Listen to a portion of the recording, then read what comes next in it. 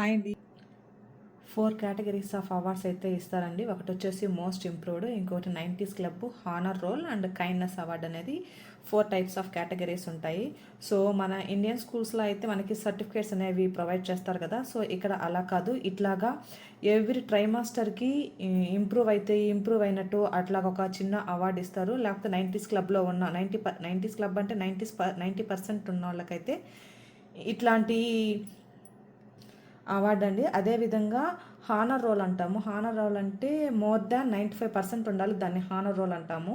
So అట్లాగే every ట్రైమాస్టర్లో ఎవరెవరికి ఎంత పర్సెంట్ వచ్చిందో బేస్డ్ ఆన్ దాన్ని బట్టేసి పిల్లలందరికీ ఇట్లాగా అవార్డ్స్ అనేవి ఇస్తూ ఉంటారు. ఇది చాలా ఎంకరేజ్మెంట్గా ఉంటుంది. సో దీన్ని బట్టి పిల్లలు ఏమనుకుంటారంటే మనం కూడా నెక్స్ట్ టైం ఈ అవార్డు తీసుకోవాలనే ఎంతూజియాజం ఉంటుంది వాళ్ళకి.